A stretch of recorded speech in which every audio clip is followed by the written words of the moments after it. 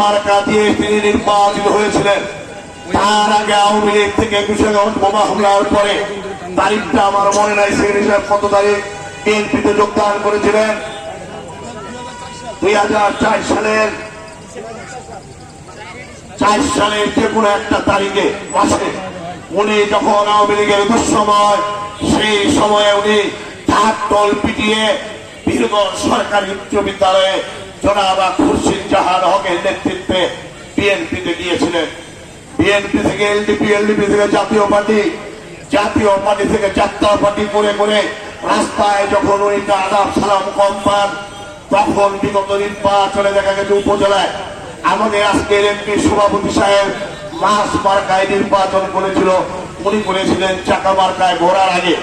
দুজনেই হেরে গিয়েছিলেন। হয়েছিল উত্তরাঞ্চলের আমার শ্রদ্ধাভাজন আখতারুল ইসলাম চৌধুরী বাবুল, তারও মার্কা ছিল আনারস, আমাদেরও আনারস, রসে রসে আনারস।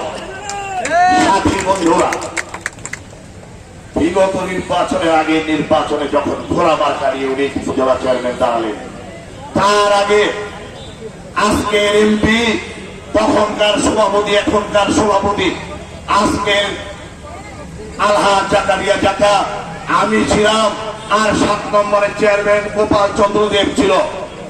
আমাদেরকে সভাপতি ডেকে বললেন, আমি ব্যবসা বাণিজ্য করবো, আপনি অভিভাবক কত করেন দলের জন্য। ওনাকে আমরা ঘোড়া মার্কা দিয়ে মাত্র 7 লাখ টাকা সবাই দিয়েছিলাম, আমিও দিয়েছিলাম 90,000 টাকা। ওনাকে 57,000 ভোট দিয়ে ওনাকে চেয়ারম্যান বানিয়ে আমরা বলেছিলাম আওয়ামী লীগের অভিভাবকত্বের দায়িত্ব পালন করেন। দুঃখের বিষয়, উনার ইতিহাস, পাল্টির ইতিহাস, উনার ইতিহাস কৃতজ্ঞতাহীন ইতিহাস, উনার ইতিহাস বেঈমানের ইতিহাস, ওই ইতিহাস থেকে উনি সরে দাঁড়ান নাই। উপজেলার চেয়ারে বসার পরে উনি না ছিলেন দলের লোক, না ছিলেন জনগণ, না ছিলেন ভোটার, আর সেই চায় বলে আমার কাছে কিছু নাই। দুর্ব্যবহারে গত নির্বাচনে উনি নির্বাচন করেছিলেন নৌকা। আরে ভাই, নৌকা তো জাতীয় মার্কা, 57 জায়গায় 1 লাখ হওয়ার কথা, সে জায়গায় কি হলো শুনেন? আওয়ামী লীগের কোন নেতৃবৃন্দ তার সাথে নাই।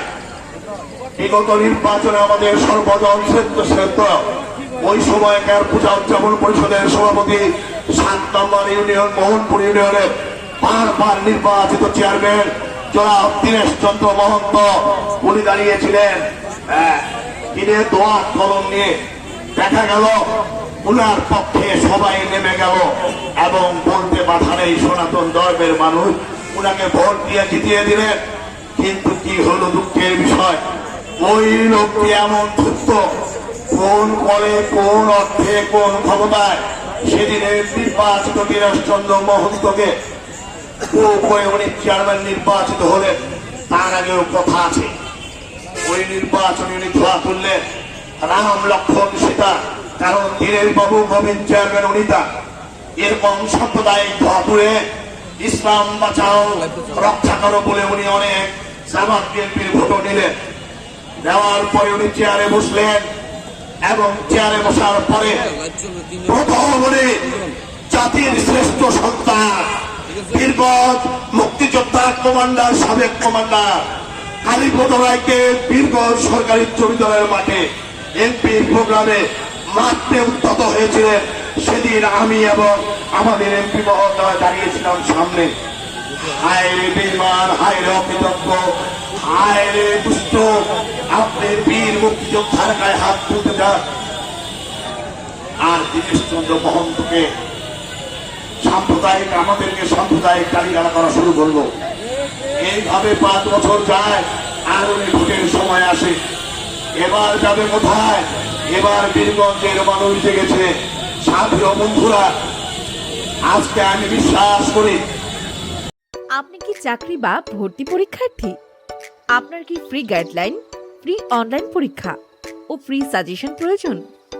তাহলে অ্যাক্টিভ এমসিকিউ অ্যাপস আছে আপনার পাশে। প্লে স্টোর থেকে এখনই ইনস্টল করুন অ্যাক্টিভ এমসিকিউ অ্যাপস।